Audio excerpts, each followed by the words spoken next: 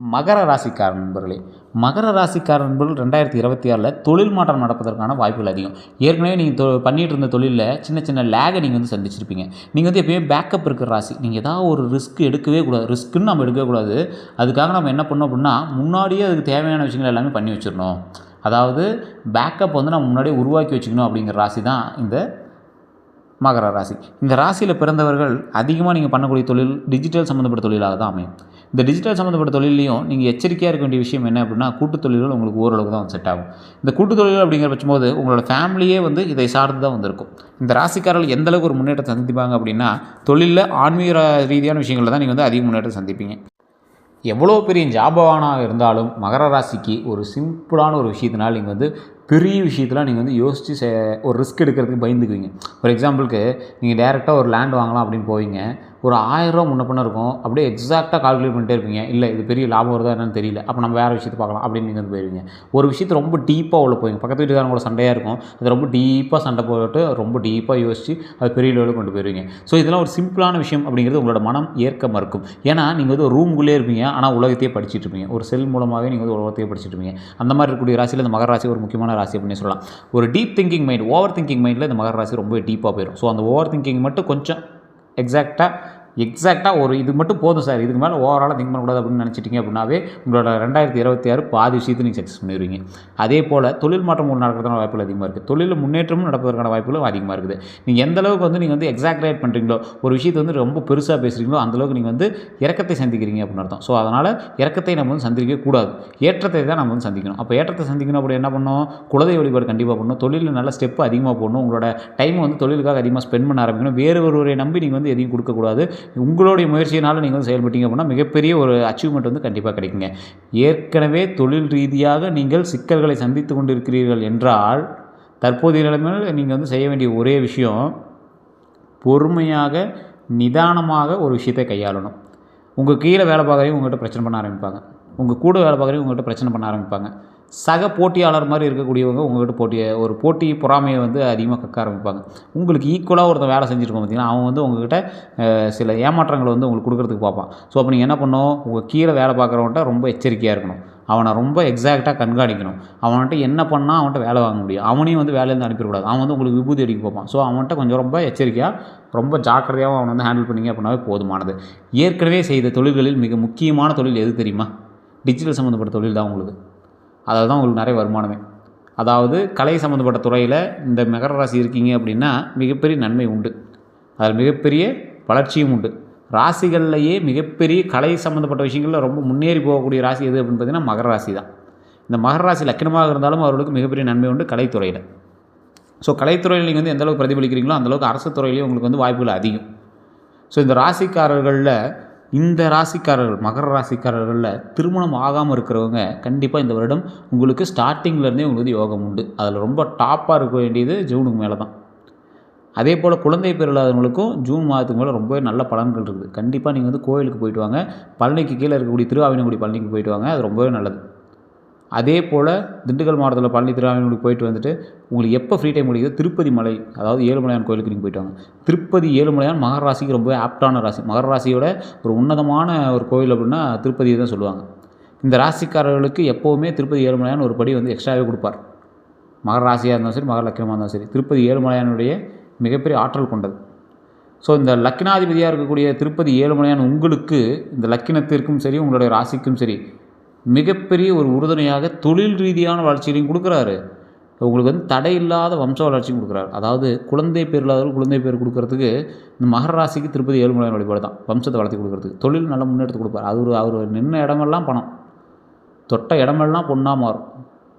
அவர் தொட்ட இடமெல்லாம் பொண்ணாக மாறும். குழந்தை இல்லாதவர்கள் குழந்தை பிறக்கும்.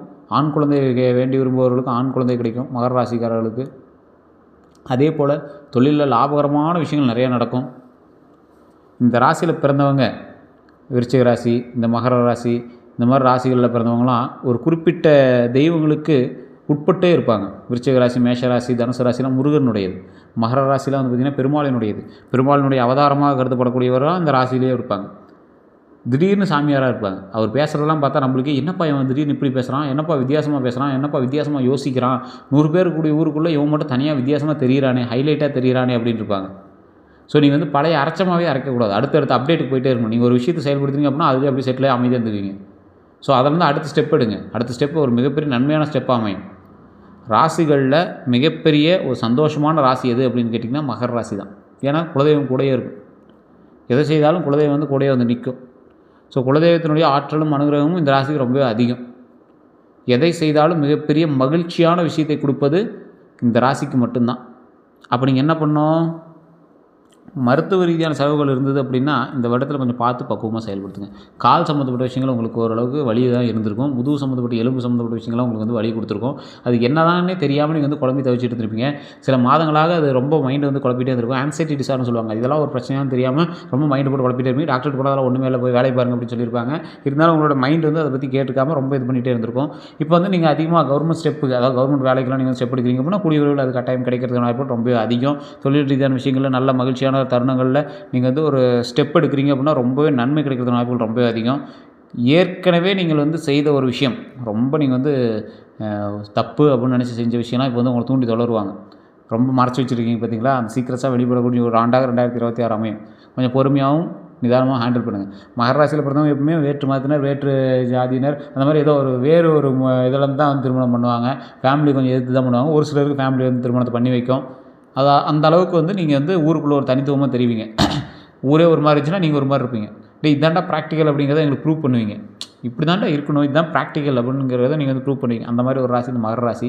தொழிலையும் சரி, அப்டேட்லேயும் சரி, மக்களுக்கு வந்து விழிப்புணர்வுலையும் சரி, நீங்கள் வந்து ஒரு புதுமையான ஒரு மனிதராக மக்களுக்கு மத்தியில் நீங்கள் தெரிய ஆரம்பிக்கிறீங்க. அது மகர ராசி ஒன்று.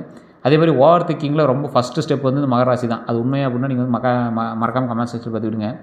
இந்த ராசிகளுக்கு குலதெய்வம் எந்த அளவுக்கு ஒத்துழைக்குதோ அந்தளவுக்கு திருப்பதி 7 மணி நேரம் உங்களுக்கு ஒத்துழைக்கும். நீங்கள் கவனமாக இருக்க வேண்டிய ஒரே விஷயம் வண்டி வாகனம். உங்களுக்கு வண்டி வாகனம் எல்லாமே நல்லா தான் பொருந்தது. வண்டி ஓட்டுறது, இது பண்ணுறது எல்லாமே நல்லா தான் பண்ணிட்டுருங்க. இருந்தாலும் வண்டி வாகனத்தில் கொஞ்சம் கவனமாக இருங்க. தேவையில்லாத நட்போட்டாளர்கள் சின்ன சின்ன சலசலப்புகள் இருக்கிறதுக்கான வாய்ப்புகள் அதிகம். அதனால் தேவையில்லாத மனசோர்வு உங்களுக்கு வந்து இருக்கிறதுக்கான வாய்ப்புகள் அதிகம். ஸோ அதில் மட்டும் கொஞ்சம் கவனத்தை செலுத்துங்க. அதே மாதிரி இந்த ராசிக்காரர்கள் எதை நீங்கள் ஸ்டெப்பாக எடுக்கிறீங்க அப்படின்னா, நீங்கள் வந்து ஒரு ஸ்டெப் எடுக்கிறீங்க அப்படின்னா சின்ன சின்ன தடைகளை தாண்டி தான் நீங்கள் வந்து அதை வந்து அசம்பிளே பண்ண முடியும். அது வந்து அச்சீவே பண்ண முடியும். ஸோ அதனால் அந்த விஷயத்தில் மட்டும் கொஞ்சம் கவனமாக இருங்க. ராசிகளில் இந்த ராசிக்கு மட்டும்தான் தற்போதைய 2026ல் 70% பரவாயில்லையா இருக்குது, 30% கொஞ்சம் எச்சரிக்கையாக இருக்கணும். அந்த எச்சரிக்கையாக இருக்க வேண்டிய விஷயமே வந்து பார்த்திங்கன்னா ஒரு சிலருக்கு தான், எல்லாருக்குலாம் கிடையாது. ஏன்னா இப்போ நம்ம பார்த்துருக்குற மகர ராசி ஃபுல்லாக ஓவராலாக வந்து பார்த்திங்கன்னா ஒரு 12 கோடி பேர் இருப்பான் இந்தியாவில். 140 கோடி பேரில் ஒரு 12 கோடி பேர் வந்து மகர ராசியிலே இருப்பான். 12 கோடி பேருக்கு இது நடக்குமான்னு கேட்டால் நடக்கிறதில்ல. ஏன் அப்படின்னா இது வந்து பொது பலன். மகர ராசியில் இருக்கிறவங்களுக்கு வேறு லக்கினக்காரர்கள் இருக்காங்க, வேறு நட்சத்திரக்காரர்கள் இருக்காங்க, வேறு தசாபுத்திக்காரர்கள் இருக்காங்க, வேறு லொக்கேஷனில் பிறந்தவர்கள் இருக்காங்க, வேறு நேரத்தில் பிறந்தவர்கள் இருக்காங்க, உங்கள் கூட பிரயாணிக்கக்கூடிய மற்ற ராசிகள் இருக்காங்க. அப்போ அதெல்லாம் எவ்வளோ பேர் பிரிஞ்சு டிவிஷனாக வரும். அதுக்கு தகுந்த மாதிரி தான் உங்களுடைய கட்டங்களுக்கு தகுந்த மாதிரி தான் உங்களுடைய வாழ்க்கை நிர்ணயிக்கப்படும். இப்போ நான் சொன்னக்கூடிய பொது பலன்லாம் உங்களுக்கு வந்து ஒரு மன திருப்திக்காகவும் இதெல்லாம் நடக்கிறதுக்கு வாய்ப்புகள் இருக்குது அப்படிங்கிற இதெல்லாம் வாய்ப்புகள் தான். உங்களுக்கு ஃபுல்லான கிளியரான கிடையாது. அப்போ நீங்கள் என்ன பண்ணணும், உங்களுடைய ஜாதகத்தை செக் பண்ணணும். உங்களை லோக்கலில் இருக்கக்கூடிய ஜோதிடர்கிட்ட கொடுத்து செக் பண்ணுங்கள். இல்லை சார் அவர் ஒன்றும் கிளியராக சொல்ல, எனக்கு ஒரு சாட்டிஸ்ஃபேக்ஷன் ஆகலை அப்படிங்கிறவங்க மட்டும் கீழே இருக்கக்கூடிய டிஸ்கிரிப்ஷனில் நம்பர் கொடுத்துருங்க. ஃபேஸ்புக்கில் பார்க்குறீங்கன்னா ஸ்க்ரீன்லேயே நம்பர் ஓடிட்டுருக்கோம். அந்த நம்பருக்கு ஃபோன் பண்ணுங்கள். அதுக்கு ஃபோன் பண்ணும்போது பிஸின்னு வந்தால் கொஞ்சம் நேரம் வெயிட் பண்ணுங்கள். இல்லைனா வாட்ஸ்அப்பில் மெசேஜ் பண்ணி பாருங்கள். மெசேஜ் பண்ணிங்கன்னா கண்டிப்பாக உங்களுக்கு வந்து அப்டேட் பண்ணுவாங்க. இந்த ராசிக்காரர்களுக்கு தெளிவாக ஓப்பனாக நான் ஒன்று சொல்லிடுறேன். என்ன அப்படின்னா, இந்த ராசிக்காரர்கள் உங்களுடைய பிறந்த தேதி, பிறந்த நேரம், பிறந்த ஊர், இது 3 மட்டும் தெரிஞ்சுட்டு பண்ணுங்கள். நிறைய பேர் என்ன பண்ணுறாங்கன்னா அவருக்கு தெரியறதில்ல. அப்படின்னா ஜாதகத்தோட ஃப்ரண்ட் பேஜ் ஃபோட்டோ எடுத்து நீங்கள் வாட்ஸ்அப் பண்ணிங்க அப்படின்னா தெளிவாக சொல்லிடுவாங்க. வெளிநாட்டு வாழ் மகர ராசிக்காரர்கள் கண்டிப்பாக இந்த நேரத்தில் நீங்கள் ஜோதிடம் பார்த்தே ஆக வேண்டும். கடல் தாண்டி இருக்கிறவங்க, இந்தியாவிலேருந்து கடல் தாண்டி இருக்கக்கூடிய ஜோதிடக்காரர்கள், அங்கேயே நீங்கள் ஜோதிடம் பார்த்துட்டாலும் சரி, இல்லை சார் நான் இங்கே அனுப்பி பார்த்துக்கிறேன் அப்படின்னாலும் கீழே நம்பருக்கு ஃபோன் பண்ணி பேசி தெரிஞ்சுக்குவாங்க. ஏன் அப்படின்னு கேட்டிங்கன்னா, வெளிநாட்டில் இருக்கிறவங்களுக்கு வேலை மாறுதல் ஏற்படுத்துகிற வாய்ப்புகள் 90% இருக்குது. ஒன்றே ப்ரமோஷன் ஆவீங்க, இல்லைனா ட்ரான்ஸ்ஃபர் ஆவீங்க, இல்லைனா வேறு கம்பெனிக்கு மாறுவீங்க. இது ஒரு 90% வாய்ப்பு இருக்குது. அது உங்களோட தசாபுத்தியை பொறுத்து அந்த 10%ல் நீங்கள் இருந்தாலும் இருக்கலாம். அந்த தசாபுத்தி ஓரளவுக்கு பரவாயில்ல சார், இருக்குது ஒன்றும் பிரச்சனை இல்லை அப்படிங்கிறவங்க அந்த 10%க்குள்ளே கூட நீங்கள் இருக்கலாம். ஸோ எதை செய்தாலும் பொறுமையாகவும் நிதானமாகவும் பண்ணுங்கள். அதை ஜோதிடத்தை பார்த்து செக் பண்ணிட்டு பண்ணுங்கள். எந்த ஒரு விஷயத்துலையும் நீங்கள் வந்து முன்னாடி போய் பிரச்சனைக்கு நிற்காதீங்க. குலதெய்வ வழிபாடு கண்டிப்பாக பண்ணுங்கள். மாதத்துக்கு ஒரு குலதெய்வ வழிபாடு பண்ணுங்கள். திருப்பதி ஏழுமலையான் வழிபாடு எப்போயாவது கண்டிப்பாக போய் பண்ணிட்டு வாங்க. அது ரொம்பவே உங்களுக்கு வந்து மாற்றம் தரும், முன்னேற்றம் தரும். உங்களுடைய பூஜை அறையிலோ அல்லது நீங்கள் தொழில் செய்யக்கூடிய நிறுவனங்களிலோ அல்லது நீங்கள் தொழில் செய்யக்கூடிய கம்பெனியிலையோ திருப்பதி ஏழுமலையான் நின்று கொண்டு இருக்கக்கூடிய திருப்பதி ஏழுமலையான், அதில் திருப்பதி ஏழுமலையான் மட்டும் இருப்பார். ஸோ அவர் மாதிரி புகைப்படம் நல்ல ஒரு ராஜ அலங்காரத்தில் வைர கிரீடத்தோடு இருப்பார். அந்த புகைப்படத்தை வச்சு தினம் தினம் விளக்கேற்றி வழிபடுங்க. மிகப்பெரிய நன்மை உண்டு. இந்த வீடியோ பார்த்துருக்கீங்க. உங்களோட கருத்துக்களை மறக்காம கமெண்ட் செக்ஷனில் பதிவிடுங்க. இப்போ நான் சொன்னதெல்லாம் உண்மை அப்படின்னா கண்டிப்பாக கமெண்ட் செக்ஷனில் பதிவிடுங்க.